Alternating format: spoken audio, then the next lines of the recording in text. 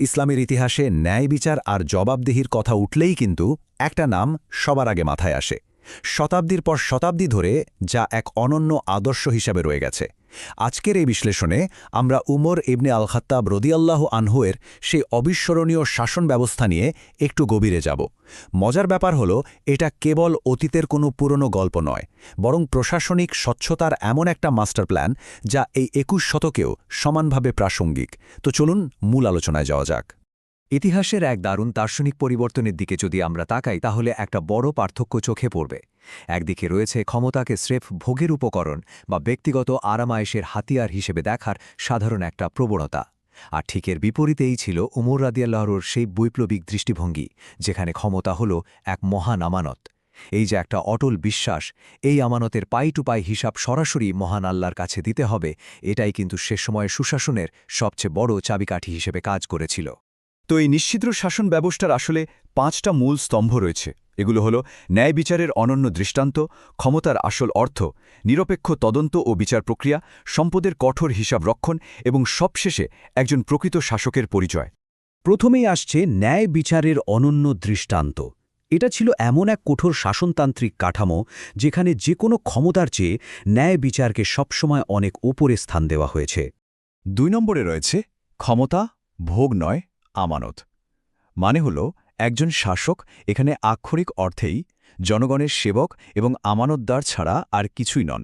তৃতীয় পয়েন্ট হল নিরপেক্ষ তদন্ত ও বিচার।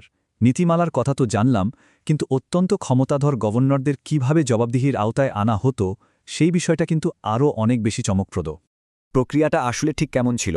ধরুন কোনো সাধারণ নাগরিক একটা অভিযোগ করল, প্রথমেই সেটা খুব মন দিয়ে শোনা হতো। এরপর ধামাচাপা দেওয়ার বদলে কোনো সিদ্ধান্তে পৌঁছানোর আগে চলত একদম নিরপেক্ষ তদন্ত এবং প্রমাণ সংগ্রহ। আর যদি প্রমাণ সাপেক্ষে অভিযোগ আসলেই সত্য প্রমাণিত হতো, তখন অভিযুক্ত ব্যক্তি যত বড় গভর্নরই হন না কেন, বিন্দুমাত্র পক্ষপাতিত্ব ছড়া তাকে সাথে সাথে বরখাস্ত করা হতো এবং দেওয়া হতো কঠোর শাস্তি। ক্ষমতার বিপুল প্রভাব কখনোই এখানে ন্যায় বিচারের পথে বাধা হয়ে দাঁড়াতে পারেনি। ৪ নম্বর ধাপে থাকছে সম্পদের কঠোর হিসাব রক্ষণ। দুর্নীতি যেন ডালপালা মেলতেই না পারে, তার আগেই সেটাকে সমূলে উপড়ে ফেলার এক অসামান্য প্রতিরোধমূলক ব্যবস্থা।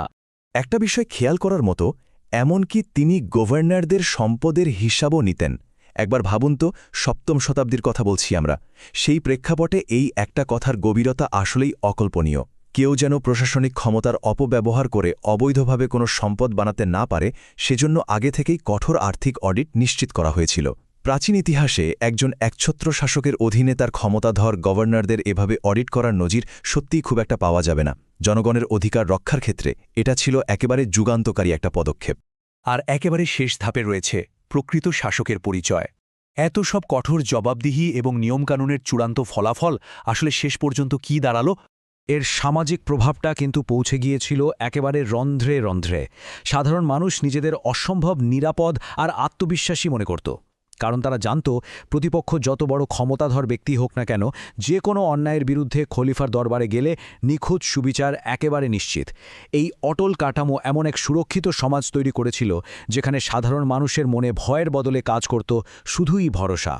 আমাদের এই ব্যাখ্যার একদম শেষ পর্যায়ে এসে একটা প্রশ্ন কিন্তু গভীরভাবে ভাবিয়ে তোলে। একজন প্রকৃত শাসকের শ্রেষ্ঠত্ব আসলে কিসে? ক্ষমতার অহংকারে, নাকি ন্যায় বিচারের কঠোরতায়? উমর ইবনে আল খাত্তাব রাদিয়াল্লাহু আনহুর এই ঐতিহাসিক শাসন ব্যবস্থা আমাদের বারবার দেখিয়ে দেয় যে ক্ষমতার দম্ভে নয়, বরং ন্যায়ের প্রতিষ্ঠায় কঠোর হওয়ার মাধ্যমেই ইতিহাসে অমর হয়ে থাকা যায়। ভবিষ্যতের নেতৃত্ব ঠিক কেমন হওয়া উচিত, এই প্রশ্নটি আজ আমাদের নতুন করে ভাবতে শেখায়। আজকের এই আয়োজনে এতক্ষণ সাথে থাকার জন্য অসংখ্য ধন্যবাদ।